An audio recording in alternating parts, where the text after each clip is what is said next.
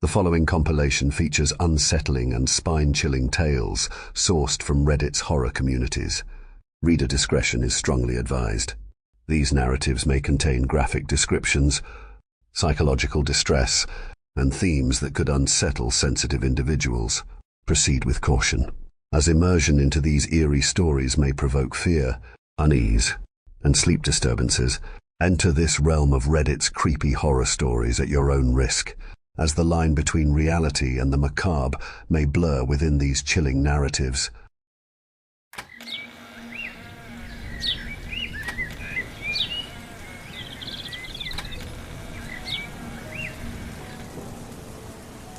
I was a correctional officer at a supermax prison. It was near Florence, Colorado. I stayed as an employee there for a half-decade. I saw almost everything you can imagine: escape attempts, stabbings, and riots. As a sharp weaponry that was hidden in places you would rather not visualize.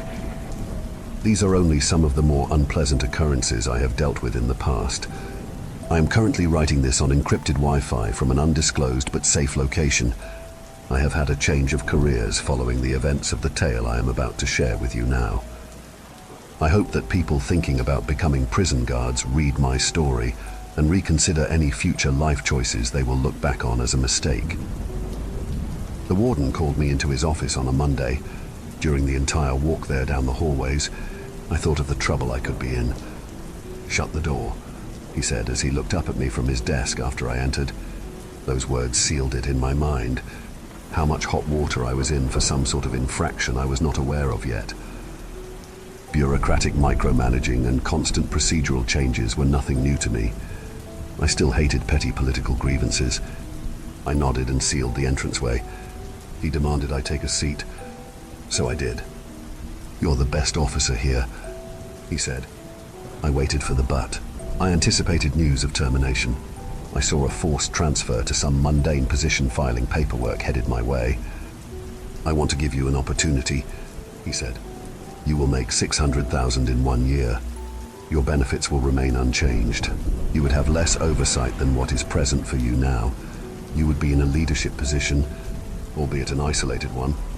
"That sounds ideal," I said as my mind swam in the possibilities of how much profit he offered.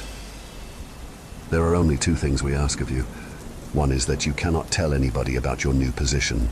2 is you locate somewhere else. There's a prison in the Arctic, and that is where your life will be for the next 365 days. The confusion must have been readable on my face. "If your wife asks, tell her that you are going to a federal academy. There is no cell service or Wi-Fi there. Any contact you make with her must be through snail mail. We will handle the addresses given. If you decline this offer, then this conversation never happened. Do you understand?" I contemplated the pros and cons. Before I became law enforcement, I was a bodyguard. I was gone from the house for extended periods. Even though it would be time with the wife lost, the fortune would help both of us. I agreed. The prison facility was a large compound not much bigger than the place I had patrolled before. A few things jumped out at me when I first laid eyes on the populace there. They all had wounds on their faces, and they spoke a strange guttural language I was unfamiliar with. Why do they talk in such a bizarre tongue? I asked myself as I would walk down the blocks. The new warden I worked under had the last name of Buckley. He had noticeable scar tissue beneath his eyes. His attitude towards me at the beginning was hardly welcoming. If anything, he acted as though I was a burden. He seemed to resent me due to the mere possibility of having to train me on things. One evening, Buckley ordered me to do a cell extraction. Christopher Aluko was the name of the inmate we had to deal with. On the walk there, I asked my boss what Aluko had done to end up here. "I'm not allowed to tell you what these scumbags have accomplished to wind up here," Buckley said. "He started his career in crime by cannibalizing his sister, though tonight, our only goal is to get him moved to the hole. He's proven himself to be way too dangerous to share a space with anyone." The doors of each cell were closer to that of an insane asylum than a prison. They were complete barriers that you could not see through. It was me and 3 other guards who were about to deal with this high-profile detainee. The supervisor was present, doing the thing the bosses generally do. That is to say, he remained on standby and did not get his hands dirty. Upon walking in, the first thing I saw was Aluko sitting upright on his cot. I noticed he was huge, at least 6'8" and 320 pounds of pure muscle. His skin cracked all over. His face had the normal scarring that I associated with most people in the place. "I'm going to need you to stand up and put your hands behind your back," I said. I kept my hand near the holster where my pepper spray was. "Show me respect and I'll show you the same." I continued.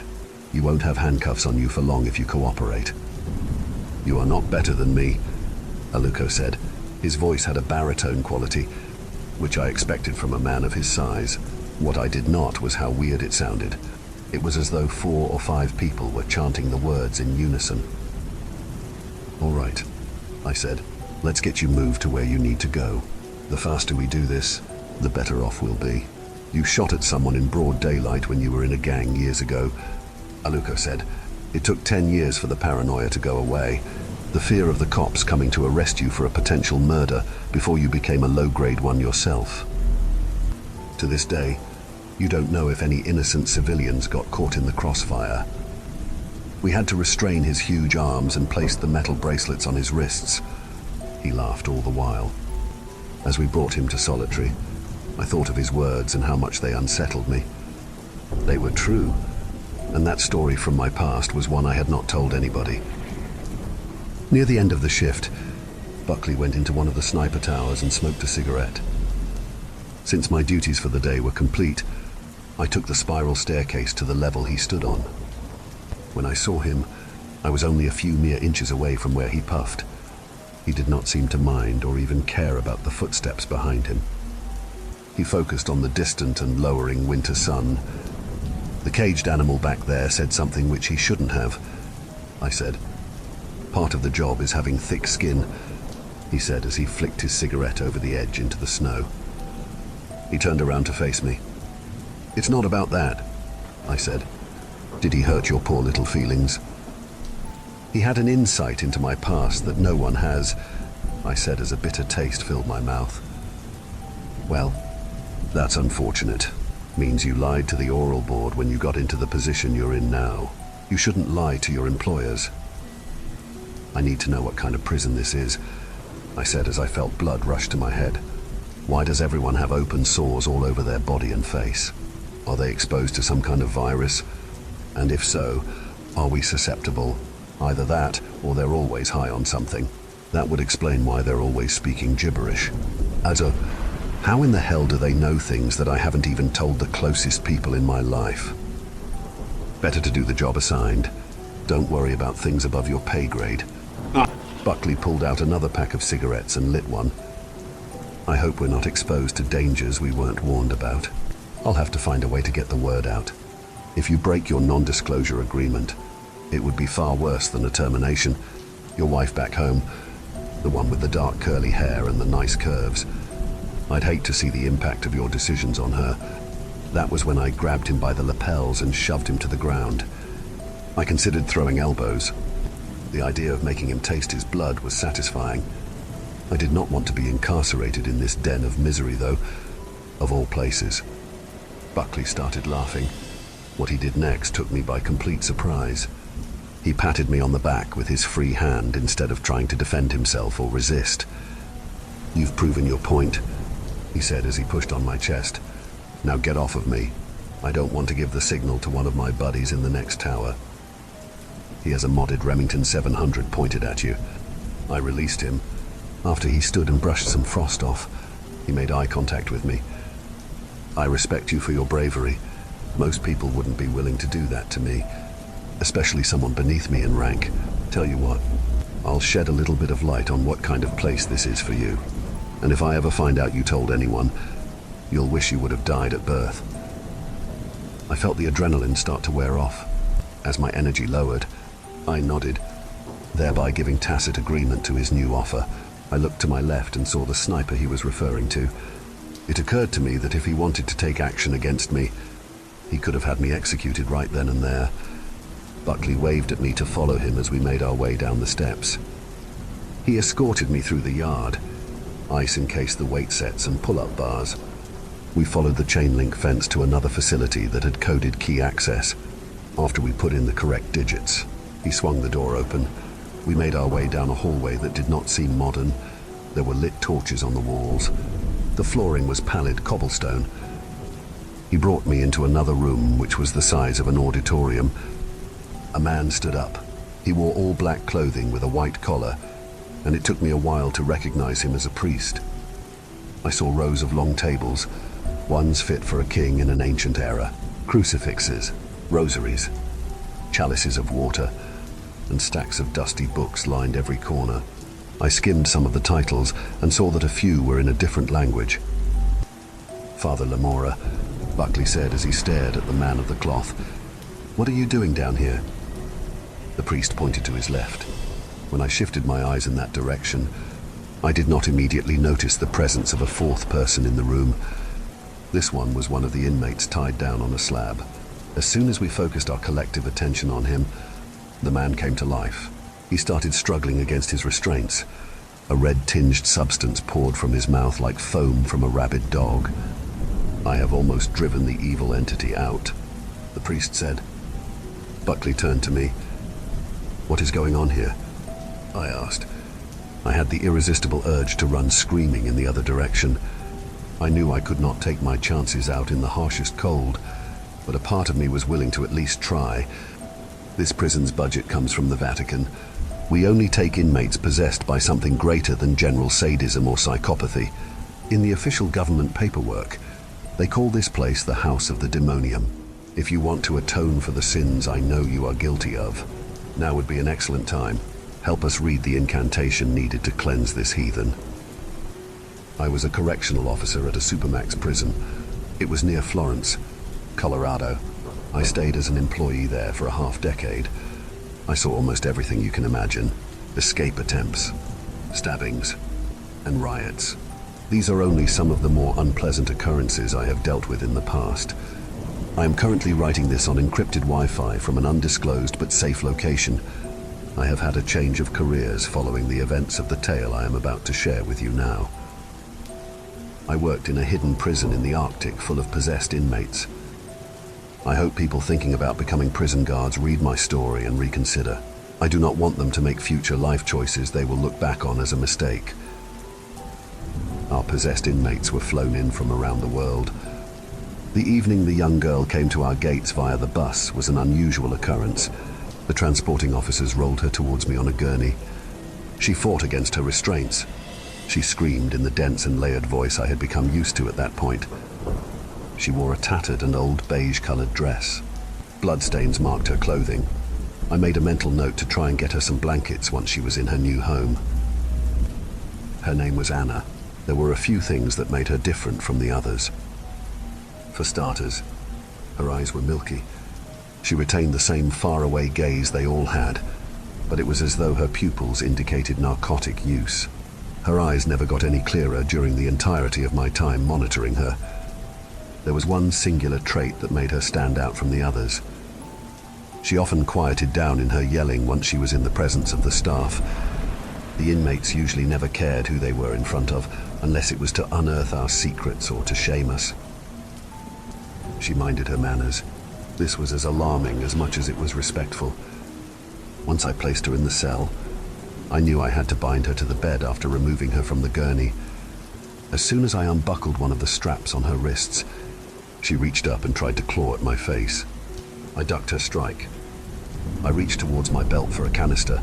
If this were a normal prison, it would have been filled with mace. Mine brimmed with holy water instead. I sprayed at her. Smoke emanated from her skin as she let loose a cry of anguish. I undid the rest of the straps and moved her to the bed. I shut the door and went to lunch. The lodging for the employees was 3 separate rows of cabins. The most luxurious ones belonged to leadership. The second most comfortable apartments were the priests. The third, and needless to say the most decrepit, provided shelter for the officers. Even though my space was hardly glamorous, it became my sanctuary. I was able to work out, read paperback books, and journal. These activities helped maintain my mental sanity. I stared at the ceiling and thought about how unsettled I was about the girl. Every inmate had a glimmer of humanity. Something about her made me want to investigate her past. Word spread amongst the employees how there was only one computer in the entire facility. It contained the reports database. It was in our warden's office. Rumor also circulated that he had access to the inmates' rap sheets. Buckley had verified this for me in one of our prior conversations. Though it was an accident, I waited until after hours to enter Buckley's space. I managed to bribe one of the janitors with extra snacks. Never underestimate the power of common items in the penitentiary. Buckley had left his computer on without signing out. Navigating the digital database of various inmate profiles was tricky. While I wanted to look up different names, I decided to focus on the young girl. I searched for every Anna until I found the one I was looking for. A few things stood out to me about her right away. The main body of text on her infractions had many redactions. I printed it out and grabbed the papers. I closed the door behind me and headed down the hallway back to my lodging. I read the document on my walk. Even though she was only 20 years old, she was also a nuisance to society. She burnt down a halfway house that she was staying at. She was there for many DUIs. Several judges gave her breaks. They decided to put her in mental health facilities instead of jail. She kept assaulting the staff there. The worst of these was when she stabbed a nurse in the jugular. The RN survived, but had to talk through a voice box for the rest of her life. I was right outside my door when I heard a familiar voice. "You're out late, CO," Nwosu said. I turned around and saw his large frame. In the 2 months I had been there, I got to know the man well. He had come here from the Arizona State Prison Complex. We had swapped similar stories. His tales of the encounters he had with death row prisoners intrigued me. "What do you have there?" Nwosu asked. "A guidebook on how to perform a successful exorcism." I lied. "I didn't think you liked working off duty." "We do what we have to." "How did you get it?" "They won't let us use the internet here." "Found it under the seat of the mobile unit," I said. I did not feel good about falsifying information to a peer I had respect for. "Oh, I see. I came here to ask if you have any extra coffee. I'm out, and I don't want to go all the way to my locker to get some in the morning if I can help it." "No problem," I said as I unlocked the door and invited him in. I stuffed the papers under my mattress so he would not be able to read them. I reached into my backpack and pulled out some instant packets. I gave them to him and saw that he stared at my collection of books. At the far end was a Bible. His eyes locked on it. He grabbed the coffee packs and looked at me. "Do you believe what they're telling us?" Nwosu asked. "What do you mean?" "About God and the devil. All these biblical villains taking control of all the people here. It seems far-fetched to me. There has to be something more going on. What if this is an asylum for those with undiagnosed mental illness? The kind researchers aren't advanced enough to understand yet. Have you ever thought of that?" I sat down. "I don't think science has the answer," I said. "The ones in here are gifted with preternatural abilities. It's like they can read our minds, or at least our pasts, no matter how secretive we are. I never felt as though I have less power than I do since I came here. All I know is I can't pretend to understand everything. Whether it's celestial or empirical, I cannot feign understanding of the evil within these walls. To pretend otherwise is arrogance." Buckley, Nwosu, a priest, and I walked together to Anna's cell. We could hear her screaming from within a 300-foot distance. The other lamentations of the prisoners became drowned out by her wails. We entered her cell. Words written in blood were on the wall. They were Latin. She stared at us with a smile. Her face seemed puffier than usual, which emphasized the wounds on her face. The priest pulled out a rusted black crucifix. He raised it in her direction as he approached her. Her screams grew louder with each advancing step. He pulled out a small pocket Bible and read a prayer from it. "Saint Michael the Archangel, defend us in battle. Be our protection against the wickedness and snares of the devil. May God rebuke him.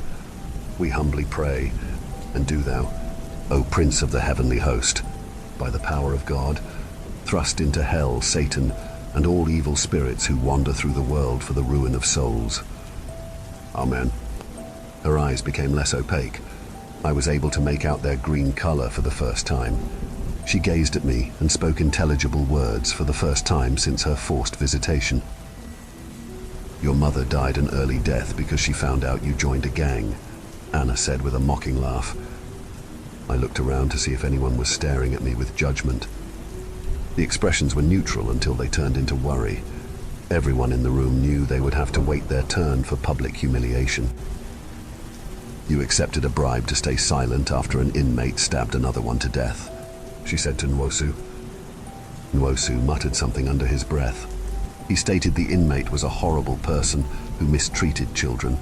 He commented on how the earth was lighter without the presence of such a person weighing it down. You, Anna said as she stared at Buckley, you are the worst out of everyone. Your wife dies by drowning, and you received up her life insurance money. Wait until they look deeper into that. What I saw next horrified me. Buckley screamed out the word no as he lunged at her. His hands wrapped around her throat before one of her legs broke free from its binding and kicked him in the ribs. He must have forgotten to wear his vest that day because he folded and landed on the ground. The priest placed the cross on her forehead and left a permanent mark there. She passed out. Her exhalation before she lost consciousness made her body deflate into unnatural thinness. Buckley called me into his office the next day. He asked me to take a seat with a menacing tone. He slammed the door and sat behind his desk. Do you even want to work here anymore? I know this employment opportunity is a very unique one. It's not for everyone. You knew when you became a CO that this type of job requires more mental fortitude than most professions. This isn't any different because we're operating in uncharted territory. Have I done something wrong? I asked. You entered my office after hours, he said as he banged his fists on the table. I don't know what your motivation was. Are you starting to believe what some of these inmates are saying about me? They don't see our sins with full impunity. They know enough about our interior lives and what bothers us enough to get under our skin. It is us versus them. Once you side with the enemy, then you're no good to the team here, let alone me.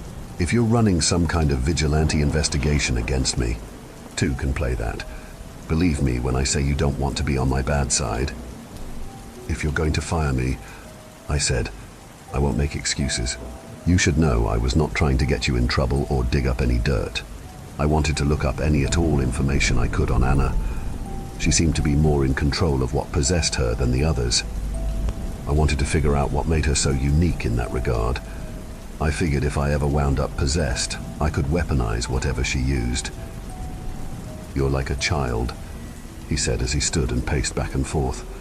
Do yourself a favor and stay within your pay grade. The Vatican has hired scientists to study behavior during possessions. In the old days, they would have dismissed it as different demons. You don't have a degree in microbiology any more than I do. We are muscle hired to make sure the demonologists are safe when they do their job. So you do yours. Yes, sir. I felt as though I had backed down and given him some sort of sovereignty over me. I also knew if I lied or resisted, it would only lead to a loss of money for my family and me. Count yourself lucky, he said, as he Saturday back down and picked up a pen. I'm not reporting your mistake to any of my superiors. Do not make me regret giving you this break. Now get out of here before I change my mind. I made my way to the threshold. I faced him as I began to turn the knob. One question, I said. Most of the time, inmates come shipped here in groups. Anna arrived alone. Why was she given special treatment during her transport? Is she a celebrity? The daughter of a famous politician?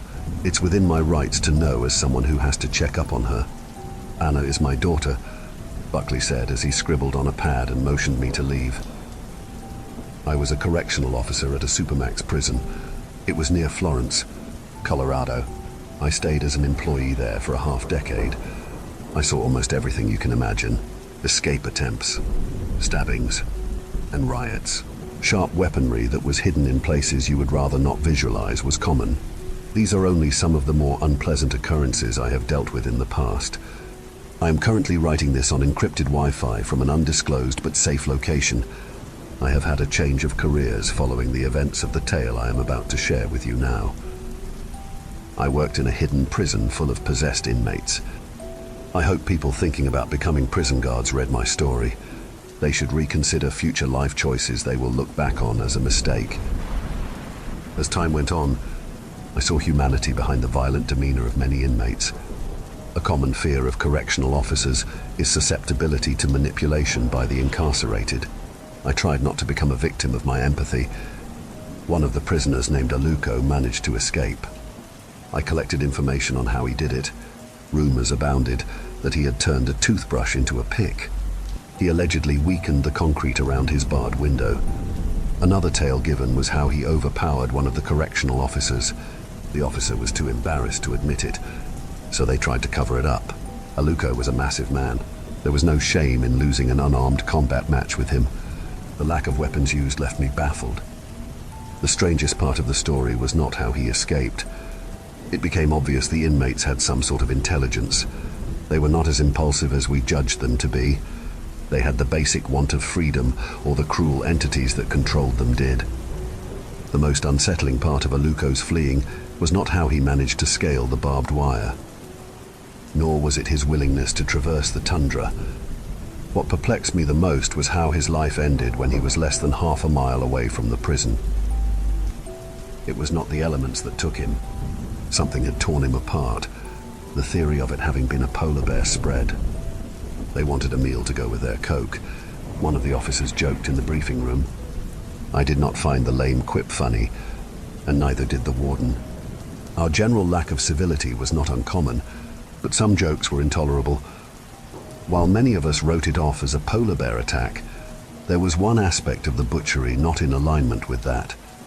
Aluko's eyes are missing from his skull, a member of the search team said. Something carved an upside-down cross carved into his chest, or what's left of it. Medics came back and told us everything they had seen. The brass took over the investigation shortly afterward. I asked one of the priests what could have ended his life.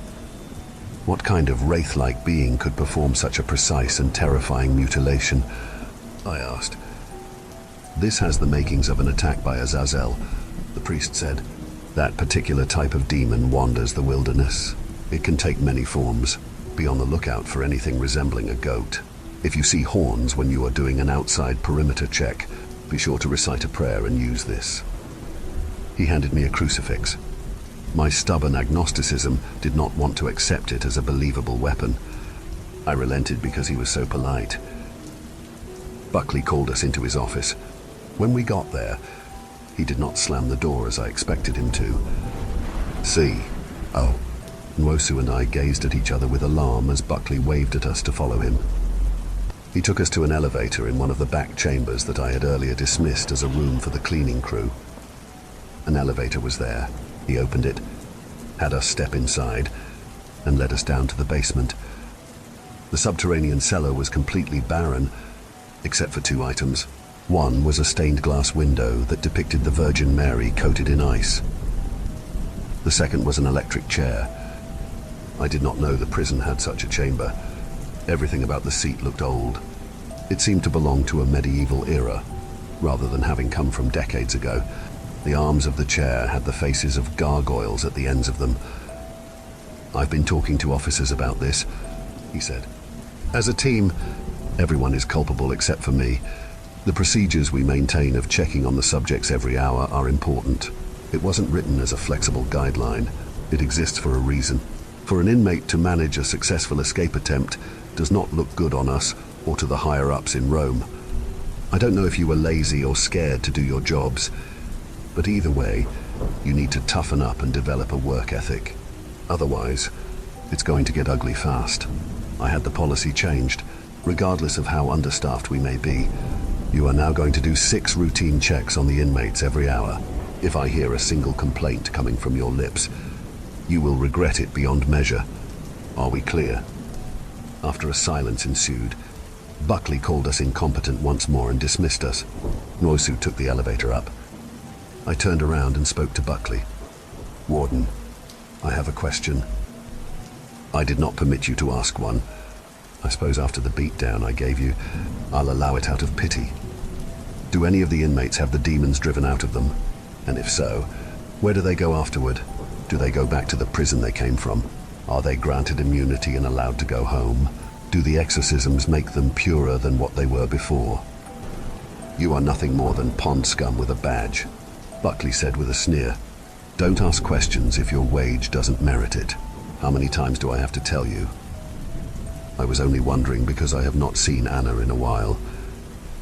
Watch what you say and get out of my face. You are a hairbreadth away from me documenting your insubordination. Although I loved pushing his buttons, I did not want the negative consequences. I left the room. I did not yearn to be the newest execution there. I went up into one of the towers. I looked out at the expensive plains of frost and woodland. Buckley's threats and bullying were starting to get to me more than usual. Verbal abuse in my industry was not uncommon. Something about his irate tone under these conditions made it sting much worse. It filled me with a certain anger that I did not know how to resolve. I figured getting some fresh air and doing a bit of investigating would help me stay preoccupied. I needed to clear my mind. Aluko's escape gave a negative impression of my work performance. I still refused to believe his death was some sort of natural phenomenon. I brought a sniper rifle with me. I looked through the scope. The bullets had a cross carved into each of them. I tried to trace the exact path Aluko took when he made his final attempt at getting back into society. I carried a night vision device to help me see through the darkness. A half hour later, I saw a movement. It was subtle at first. Snow fell from tree branches. My heart raced as I saw a figure wandering through a thick cluster of pines. It was a woman in a nightgown as white as the hills around her. Backward arching horns protruded from her forehead. The way she moved was peculiar. Her steps did not seem to telegraph any sort of movement, as though she was floating. There were no indentations in the snow behind her. Her head tilted to the side. The last frownson feeling she wore on her face was one of pain. She seemed to suffer a sort of paralytic neck injury. A black-tailed deer was only 20 feet from her. She sneaked behind it. Predatory. What I saw next disturbed me. The deer's torso opened. A crimson spurt littered the snow with puddles of red fluid. The ethereal woman reached down and tried to grab some of the eviscerated body parts. Her hands sunk through the chunks of meat. She wailed at that moment. I squeezed the trigger. It connected. Her chest tore, 2 sheets splitting apart. Her scream became even more voluminous. She exploded like an effigy. Incandescent in the Arctic, she evaporated into ashes. The flames went away, and so did the spirit. A pile of blackened and smoldering embers got carried away by the wind. They decorated the trees as though it was a macabre Christmas stage setup. The next night, I visited Norsu in his room. His place was a mess. He was usually clean and organized. His few paperback books, sci-fi military adventures, were strewn about on the floor. I noticed he also had half a bottle of scotch on his nightstand, which was a definite violation. We were not allowed to drink. The threat of an emergency forced us to maintain sobriety. Still, I was not going to snitch on him. I think I killed a demon, I said, as I took a seat across from him. I searched high and low for the body and couldn't find it.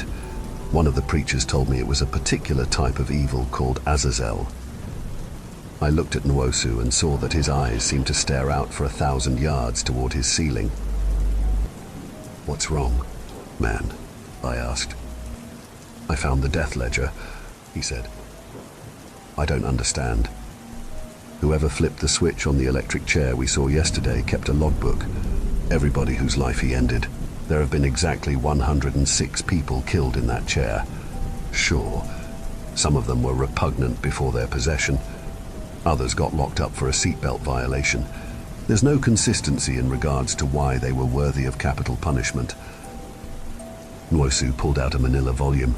He tossed it my way. I flipped through it and saw many names. Some struck me as familiar. "Did you have any suspicion they were killing people under our noses?" "No," I said. I searched the papers for dates, to see how recent or old the incidents of annihilation were. All were within the last year. There was a weird energy in the electric chair room, Nwosu said. What you banished out in the woods may have been the spirit of an already possessed, yet dead person. It's possible that when they're killed, their demonic selves stay on this plane. They could choose to haunt us. Could be every ghost story written since the beginning of time is the darker half of a human lingering. I must admit I don't know who would want to stay in a place like this at all, though. I nodded. I also began to wonder if it was correct, or if he was losing his sanity. I helped Aluko escape, Norsu said as he turned to face me. The conditions of this place appall me. I want to assist many more. I was a correctional officer at a Supermax prison. It was near Florence, Colorado. I stayed as an employee there for a half-decade.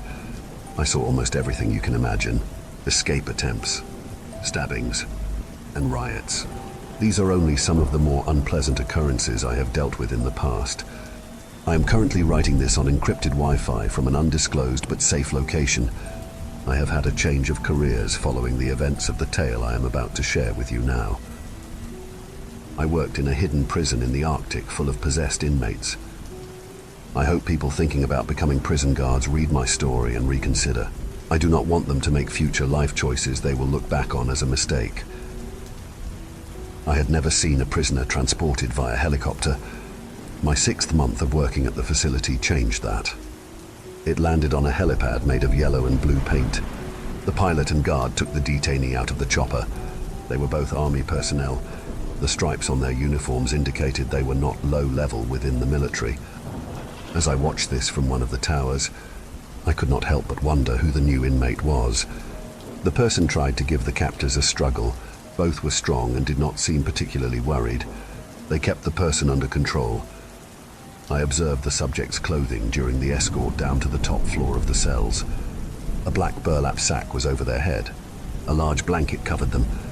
It was impossible for me to even gauge the basic silhouette of the individual. I had seen many kinds of transport, but none so high profile. It made me contemplate if they were an insurgent from some faraway land.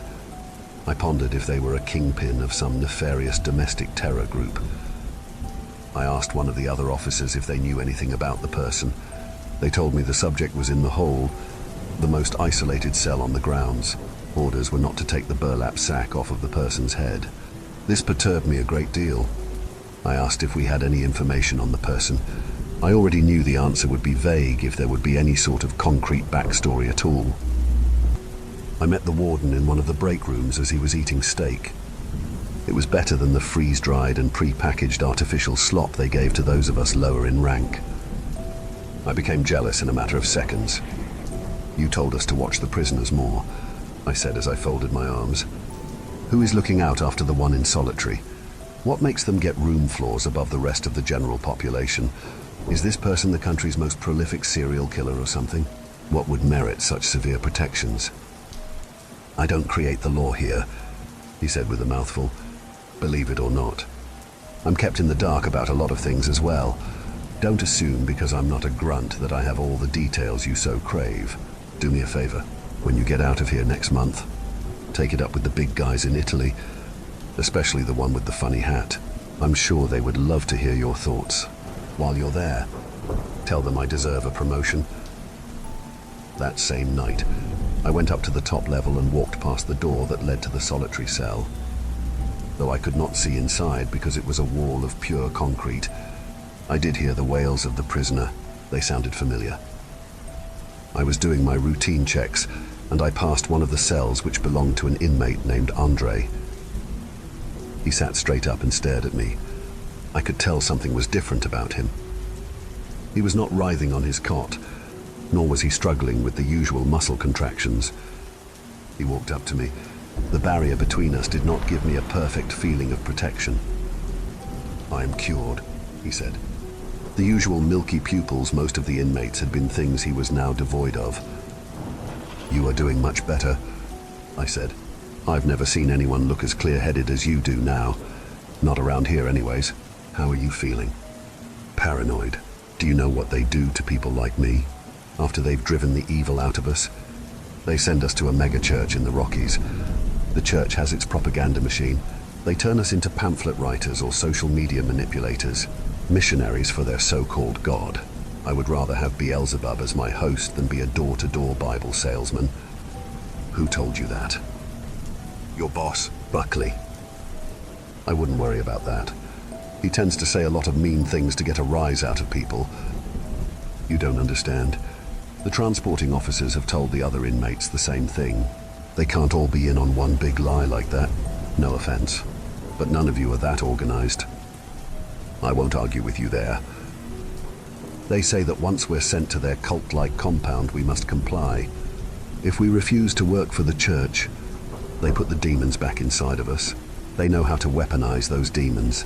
It's not all about exorcising them anymore, if it ever was. It's about using them to control us. Andre's hand slipped through the metal food flap. He held a shank. The tip of the blade pierced through the midsection of my vest.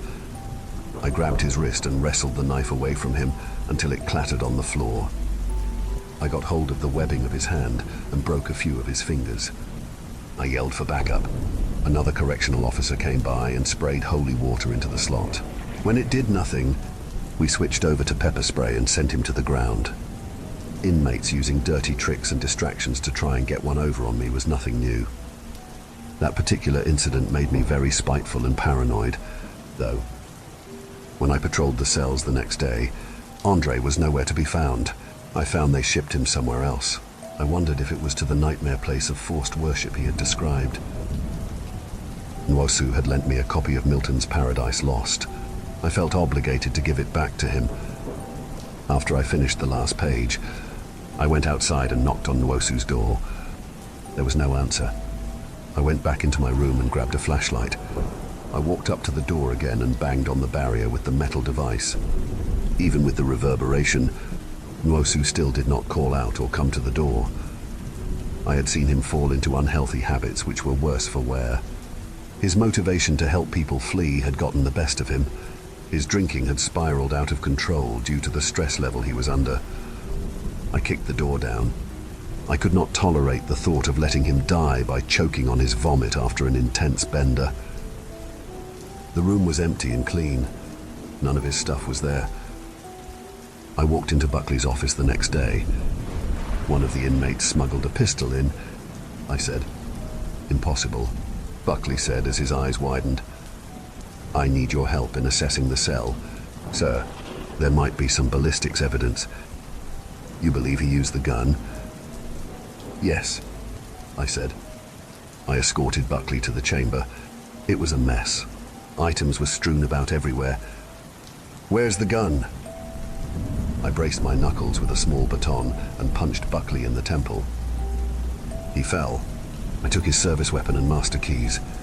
I walked out to the hallway and shut the door immediately. I waited for him to recover and come to. When he did, he shook his head like he was waking up from a deep sleep and gazed at me with pure hatred. "What do you think you're doing?" "Lieutenant," Buckley said as he touched the side of his head for blood. "I want you to tell me what happened to my best friend. No lies this time. Where did Nwosu go?" "You do too much. Nothing worse than someone a kid picked on in high school who gets into this profession. They always overcompensate. Sometimes it's better to not be proactive. Wait till you get out in the field. You'll learn that lesson an even harder way if you live that long. I'll tell the boys you gave a direct order to leave this level alone. You'll be here until you starve and dehydrate. I don't want to be cruel, but you need to start answering my questions or we're going to have problems. Who is the prisoner who came in cloaked the other day? Is it Nwosu? Is he possessed?" Buckley glared at me and did not answer. I stared down at the master keys. "Last chance to tell me," I continued. "I'm going to do my investigation if you don't help me." "Fuck off. There's something I will say, though. Ever since Anna came here, they changed some procedures. One on how those related to the officers get booked in here. Don't hate me. I don't make the rules." I wanted to ask him to elaborate, but I was getting angrier with him by the second. I left him there and went to solitary confinement. I went to the most isolated holding chamber on the property. When I opened the door, I found a yellow hallway that ended in darkness. I turned on my torch and walked down the vestibule with a hand on my service weapon. I found the prisoner in the corner. their hands tied to the bed. The burlap sack was still over their face. I ripped it off. My wife stared back at me. Her face had cracked skin and was paler than I could ever remember. I stumbled backward at the sight of her. "No," I said through gritted teeth. As the dawn of my new reality cascaded over me, I punched the wall. I broke a few knuckles. I knew what I had to do. I undid the restraints on the bedding and zip-tied her wrist together. I did not want the presence which controlled her to fight me. "You never told me you were in a gang that used to rob innocent people," she said as I led her down the hallway. Her voice was not my wife's, but sounded the way an actress might on scrambled television. I brought her to the first level.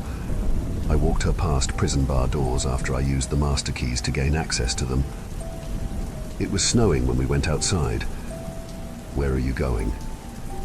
I turned around and saw an officer I had met many times. Michael Patterson had the face of a bulldog. He never allowed anyone to think he was anything but a consummate professional. Humor was something he was incapable of. "The most powerful priest is out on sick leave," I said. "He's possessed himself. I have direct orders to take her to the city. I'm going to drive her to one of the churches there." "Did Buckley give you any paperwork authorizing this?" "It's in the prisoner transport vehicle over there," I said, pointing at the SUV 300 feet away. "Let me get her situated for the drive, and I'll be right back with it." Patterson nodded and gave tacit approval. Once we were in the car, I hit 60 miles per hour and drove far away from that wretched place. It took 2 weeks to get back to our home state. I returned to my house in the middle of the night, so the neighbors would not see my wife in the state she was in. The next morning, I restrained her to our bed. I went to the local church and managed to convince a priest to help me. I had to persuade Father Park I was not a delusional person. When he arrived in our bedroom, he knew the case was legitimate. Park performed a lengthy 7-hour exorcism. I walked him to the door. My wife had already become lucid again. She did not have any memories of what led to her being in my workplace. "I have tried to pray and purify this house," Park said as I opened the front door. "If I were you, I would consider moving." As the priest walked up to his car, I got his attention again by calling out his name. "Father," I said, "I've been meaning to ask, how do we protect ourselves from possession so I can ensure that this never happens again?" "Demons are like falsehoods," Park said. "No matter how intelligent you may be, you could fall victim to believing something not based on facts. We have to guard ourselves against lies and deception. In the same way, we have to always be at the ready when our senses tell us something evil is afoot." I closed the door and went upstairs. I embraced my wife. "How did the assignment go?" she asked. "I'm changing industries."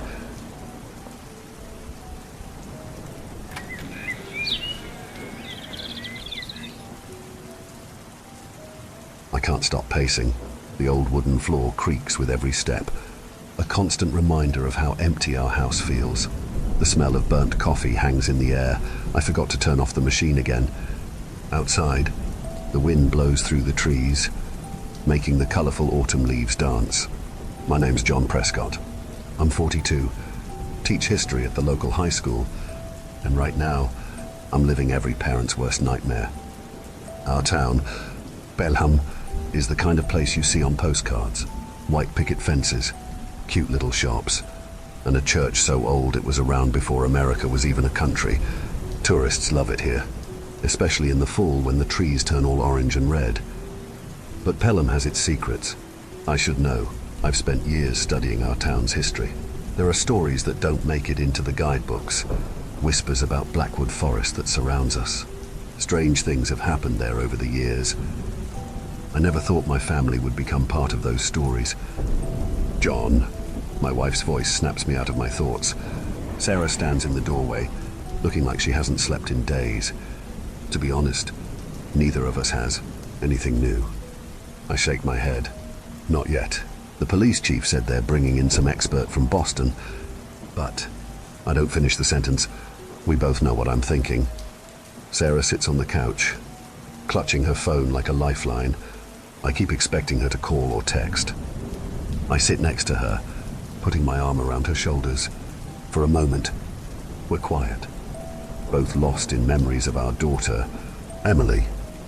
Emily on her first day of school, all smiles and pigtails. Emily winning the science fair, grinning from ear to ear. Emily last week, laughing at my terrible jokes. Emily yelling that she hated me before running out the door. I should have gone after her, I say quietly. Sarah squeezes my hand. We both thought she'd come back. She always did before, but not this time. Not after our stupid fight about a sleepover. Someone knocks on the door, making us both jump.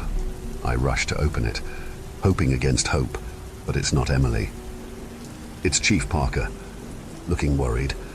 John, Sarah, can I come in? We need to talk. In the kitchen, Sarah makes fresh coffee while I sit across from the chief. What's going on? Dave, I ask. Did you find something? He sighs, taking off his hat. Not exactly, but something's happened.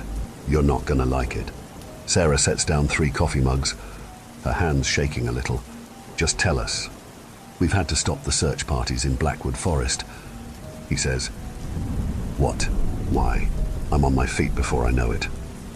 Chief Parker holds up a hand. Please, sit down. There's more. I sit, feeling like the room is spinning.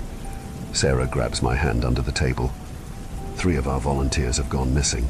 The chief continues. Just vanished, like Emily. My mouth goes dry. That's not possible. But even as I say it, I remember the old stories I've read, the ones about people disappearing in the forest.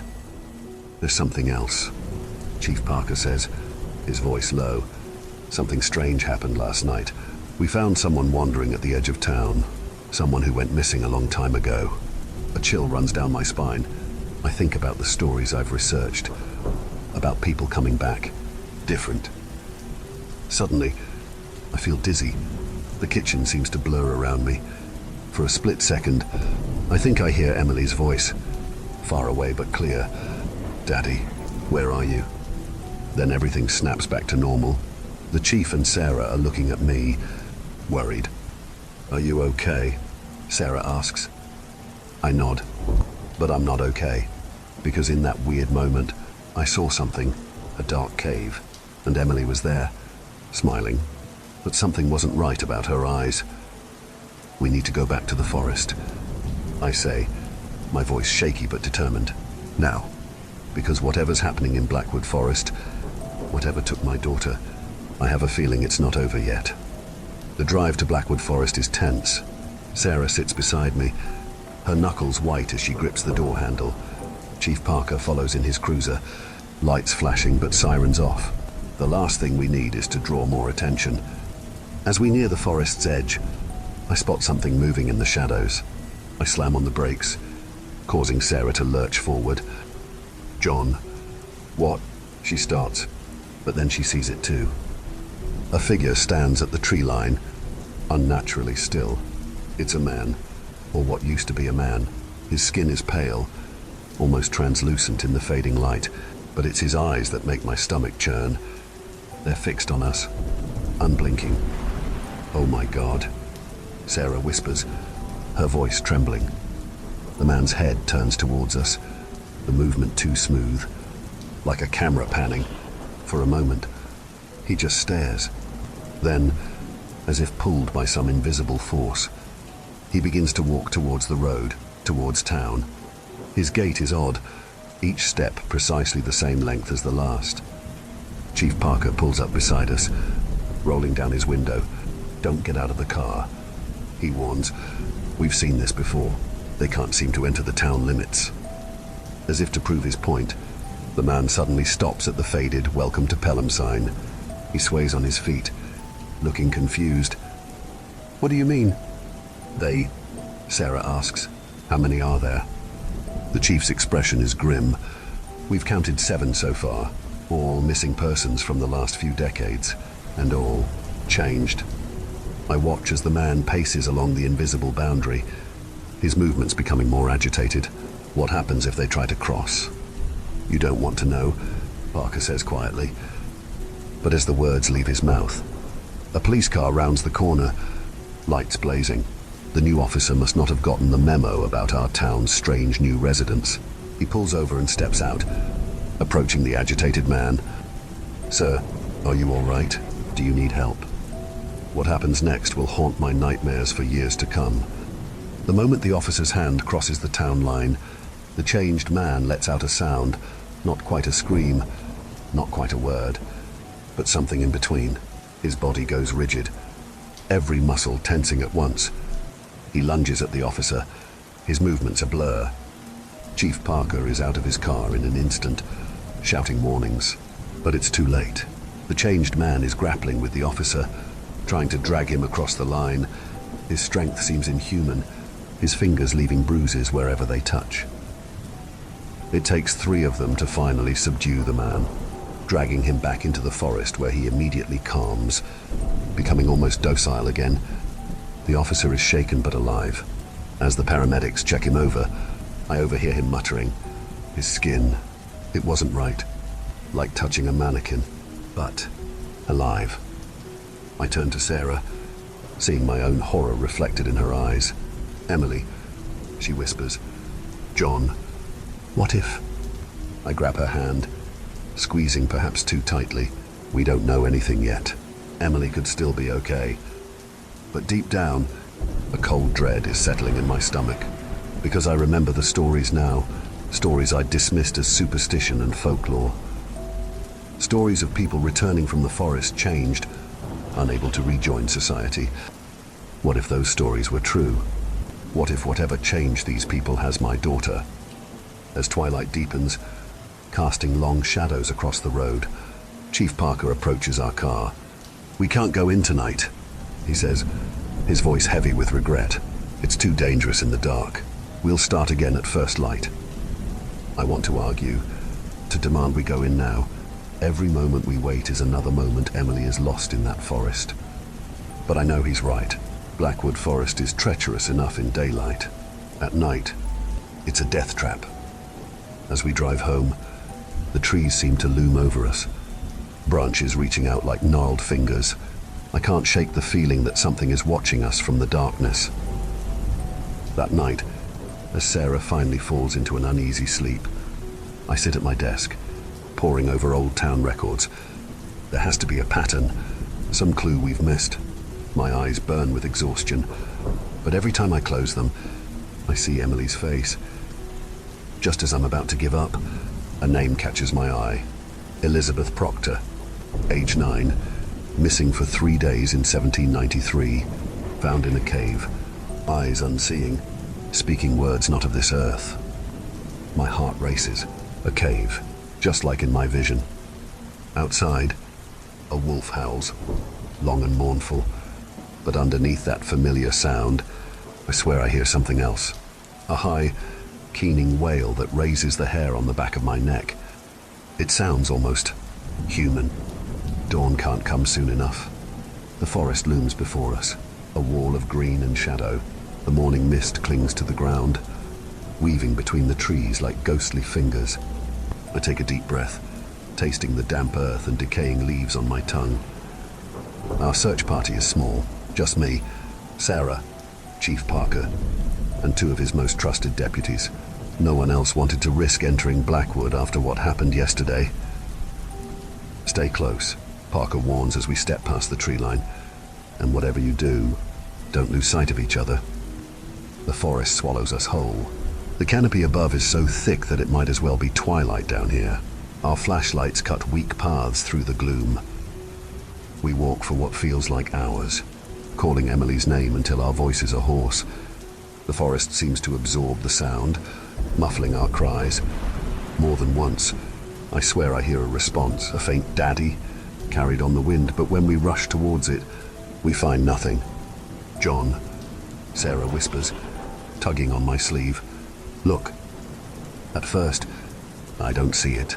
Then my eyes adjust, and I feel the blood drain from my face.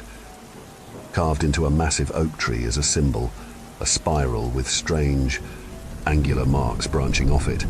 It looks old, the edges worn smooth by time and weather. I've seen this before, I murmur, reaching out to trace the lines with my fingers. The bark feels unnaturally warm beneath my touch. Suddenly, a sharp pain lances through my head. I stumble back, spots dancing in my vision. A cave mouth, yawning wide in the hillside. Emily, sitting cross-legged at the entrance, smiling serenely, her eyes, somehow wrong, turning to look at me. Come find me, Daddy. I blink, and the vision is gone. Sarah is shaking me, her face pale with worry. John, what happened? I open my mouth to respond, but before I can, an unnatural silence falls over the forest. The constant background noise of birds and insects suddenly stops, leaving an eerie void. Chief Parker raises his gun, eyes darting between the trees. We should go back, he says, voice tight with fear. But I can't. Not now. The cave. I gasp out. We need to find the cave. Sarah looks at me like I've lost my mind. Maybe I have. But I know, with a certainty that chills me to the bone, that Emily is in that cave. We press on, deeper into Blackwood. The trees seem to press closer, branches reaching out like claws. Twice more we experience that unnatural silence, each time lasting longer than before. Then, as we round a dense thicket, we see it.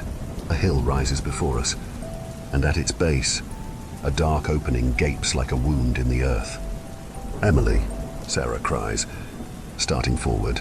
I grab her arm, holding her back, because there, sitting at the mouth of the cave, is our daughter. She looks just like she did the day she ran away. Same clothes, same messy ponytail, but when she turns to look at us, my heart stops. Her eyes are wrong, not white or glowing, but somehow off, as if they're focused on something just behind us. And her smile, it's too wide, too still, like a photograph rather than a living expression. You found me, she says, but her lips barely move. The voice seems to come from everywhere and nowhere at once. Emily, I choke out. Baby, are you okay? She tilts her head, the movement too smooth, like a puppet on strings. Okay, I'm wonderful, Daddy. I've never been better. I take a step forward, but Chief Parker grabs my shoulder. Wait, he hisses. Something's not right. As if in response, Emily stands. Her movements are all wrong, too fluid, as if she's underwater. Don't you want to come see? She asks, gesturing to the cave behind her. It's beautiful in here. You'll never want to leave. Sarah lets out a choked sob beside me. I squeeze her hand, trying to project a confidence I don't feel. Emily, I say, fighting to keep my voice steady, we need you to come home now, please. For a moment, something flickers in those strange eyes, a flash of our real daughter. Then it's gone, replaced by an expression of serene blankness. Home. The word is flat, emotionless. I am home. She takes a step forward, and in that moment, I notice something that turns my blood to ice. Emily's feet don't quite touch the ground. She's hovering, ever so slightly, above the forest floor. My vision blurs, tears or terror. I'm not sure which, because now we have a choice to make. Do we try to bring our daughter home, knowing what happened to the others who returned? Or do we leave her here, lost in whatever dark magic has taken hold of Blackwood Forest? As Emily takes another step towards us, moving in a way that's just slightly off, I realize with a sinking heart that we may not have a choice at all. The forest has her now, and it might not be willing to let her go. Edit. It's been 3 months since that day in Blackwood Forest. Life in Pelham has changed irrevocably. We've become a town of closed curtains and hushed whispers, eyes always darting to the tree line. Sometimes, in the pale light of dawn or the long shadows of dusk, we see her, Emily, or what used to be Emily, standing at the edge of town. She never crosses the invisible boundary, never tries to enter. She just watches. Her appearance is almost normal now, but there's always something off. Sometimes she stands too still, not even swaying in the breeze. Other times, she moves in ways that defy natural motion, her limbs bending at impossible angles. But it's her eyes that haunt me most, blank and unseeing, yet somehow all-knowing. Sarah spends most days in bed, lost in a fog of grief and antidepressants. I've thrown myself into research, poring over ancient texts and folklore, desperate for answers. The government has set up a discreet research facility on the outskirts of town. Scientists and paranormal experts working around the clock to understand what's happening in Blackwood. We've learned some things. The symbol we found in the forest appears in obscure occult writings, linked to entities that exist outside our understanding of reality. There are legends of similar forests in other parts of the world, places where the veil between worlds is thin. But knowledge isn't enough. We need a way to reverse this, to bring Emily and the others back, to make them human again. Last week, one of the researchers managed to take a skin sample from one of the changed ones. Under the microscope, the cells were like nothing they'd ever seen before, constantly shifting and rearranging themselves. It's the first real breakthrough we've had. The town has changed too. People speak in whispers, afraid that talking too loudly about the forest might draw its attention. Children are kept indoors after dark. The school where I teach is half empty most days. Parents too afraid to let their kids out of sight. There have been more disappearances. Not many, but enough to keep the fear alive. Each time, the pattern is the same. Someone ventures too close to the forest's edge, and they're never seen again. At least, not as themselves. The changed ones, Emily included, have developed a routine. During the day, they retreat deep into the woods. But at night, they emerge, lining up along the town's border. They never try to cross, never speak. They just stand there, watching, waiting. For what? We don't know. Is it possible to save Emily? To undo whatever the forest did to her? I have to believe it is. Because the alternative, accepting that our daughter is gone forever, is too painful to bear. So we keep working, keep searching, keep hoping. And every evening, I walk to the edge of town. I stand there as the sun sets, looking at the daughter who no longer recognizes me. Sometimes, I swear I see a flicker of recognition in those alien eyes, a ghost of the smile I used to know. I'm here. Emily, I whisper into the gathering darkness, and I'm not giving up on you, ever. As night falls and Emily retreats into the shadows of Blackwood, I turn back toward town. Tomorrow, we'll try again. We'll keep trying, no matter how long it takes. Because somewhere in that forest, lost in whatever madness has taken hold of her, our daughter is waiting to be found. And I won't rest until we bring her home. But sometimes, in the dead of night, when the wind carries strange whispers from the forest, I wonder, are we trying to save Emily? Or is Emily trying to change us? The forest is patient. It can wait. And it's always hungry. Thank you for venturing into the darkness with us. If you dare to explore further, be sure to subscribe to our channel for more spine-tingling tales of horror and the supernatural. Remember, the shadows hold endless mysteries, waiting to be unveiled. Stay tuned for more bone-chilling stories as we continue to traverse the eerie depths of the unknown together. Until next time, may your dreams be free from the haunting echoes of our tales. Or perhaps not.